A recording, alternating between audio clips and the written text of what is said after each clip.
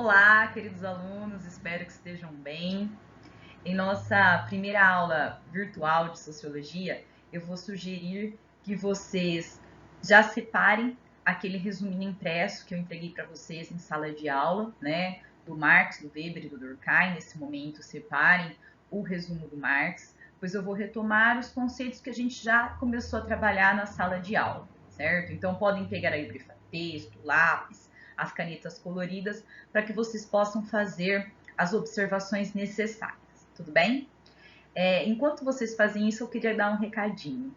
Eu entendo que a tecnologia nesse momento de distanciamento social, ela é imprescindível, ela tem nos ajudado a fazer essas videoaulas para que o conhecimento possa chegar até vocês, mas eu queria que vocês soubessem que nada substitui a nossa aula presencial.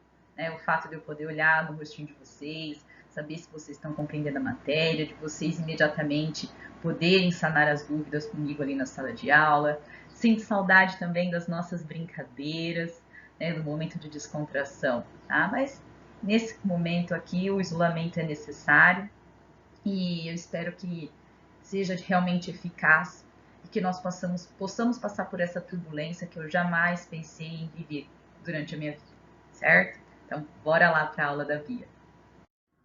Em nossa aula sobre Karl Marx, eu gostaria de retomar a ideia de que é importante que não tenhamos preconceito contra os autores, sejam eles da filosofia, da sociologia, da literatura ou da ciência. Ao criar um preconceito, muitas vezes motivado pela opinião de uma pessoa que não tem conhecimento de causa, nós bloqueamos o nosso conhecimento em relação àquele autor. E quem perde, é óbvio, somos nós, ao não ampliar o nosso conhecimento. Ah, Bia, então eu tenho que ler todos os autores e concordar com todas as teorias? Não, não foi isso que eu disse. Eu disse que nós temos que nos permitir ler as obras dos autores, ler sobre os autores, e aí sim, nós, por nós mesmos, poderemos formular a nossa opinião sobre eles, certo? Como mencionado anteriormente, o Karl Marx tem uma visão materialista da história. O que significa isso na prática, Bia? Ele procurou analisar as condições materiais às quais os indivíduos estavam submetidos ao longo da história. Me lembro que fizemos uma reta da história na lousa, colocamos lá pré-história, o surgimento da escrita, mais ou menos no ano de 3200 a.C., depois a Idade Antiga, a Média, a Moderna e a Contemporânea. Eu entendo também que a história não é linear, que os fatos não ocorreram necessariamente um após o outro em todos os lugares do mundo. Fato, mas a reta da história ainda é o melhor meio, o melhor método para que vocês se localizem no espaço e no tempo.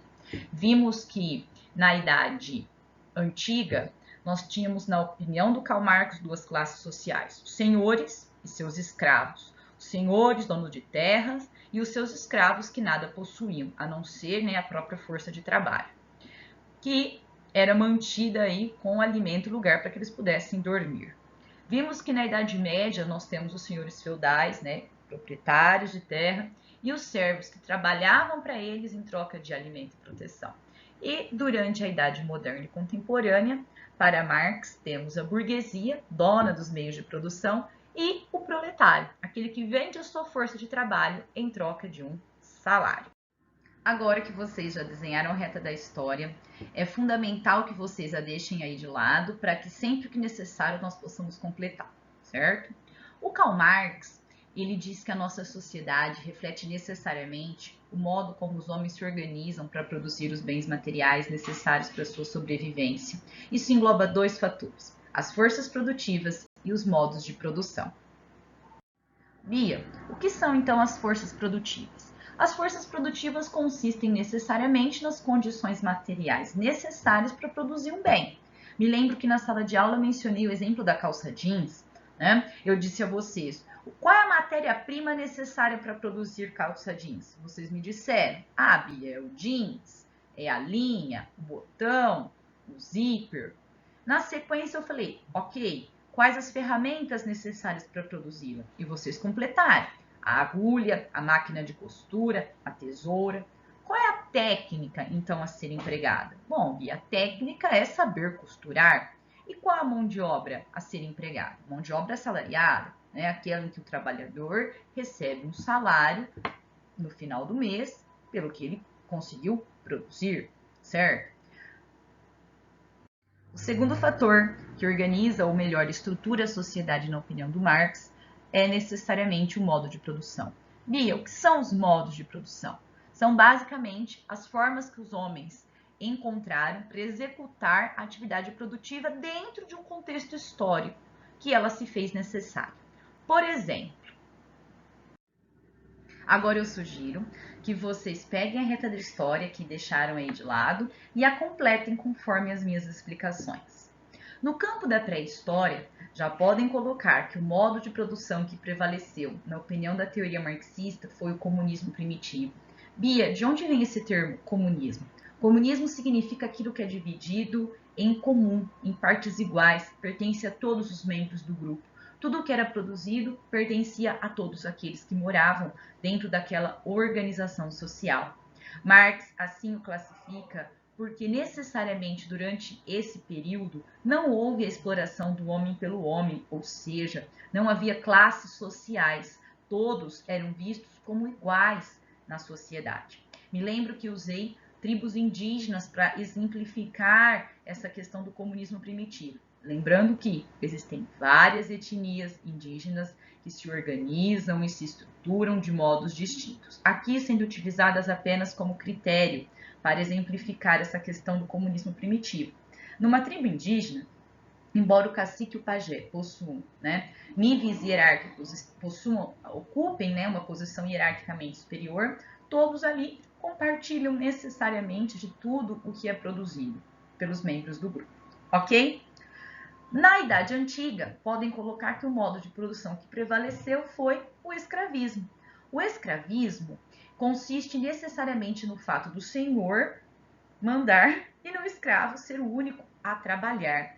O escravo aqui é visto como mercadoria, ele tem um preço, um valor de venda, um valor de troca, correto? Durante a Idade Média, vocês podem colocar que o modo de produção que prevaleceu foi o servil. O servo não é escravo, ele não era vendido, ele não era trocado, ele não era mercadoria, ele não tinha preço, mas trabalhava tanto quanto o escravo. Esse sim, em troca de alimento e em troca de proteção, tá? E durante o período da Idade Moderna e Idade Contemporânea, o modo de produção, na opinião do Marx, que prevaleceu foi o capitalismo, aquele em que a burguesia é dona dos meios de produção, enquanto o proletário trabalha para a burguesia e recebe um salário em troca da sua força de trabalho. Moçada, é importante nos lembrarmos que a passagem de um modo de produção para o outro, ela ocorre devido à luta de classes. Bia, por que ocorreu uma luta entre as classes sociais ao longo da história? Porque a posse sobre a propriedade, possuir a terra, possuir os meios de produção, fez com que senhores e burguesia se opusessem, desenvolvessem interesses completamente opostos aos interesses daqueles que lhes serviam, ou seja, completamente opostos aos interesses dos escravos, dos servos e, finalmente, do proletário. Isso fez com que entre esses grupos se travasse uma luta, porque, retomando, os interesses eram mais do que diferentes, os interesses eram opostos.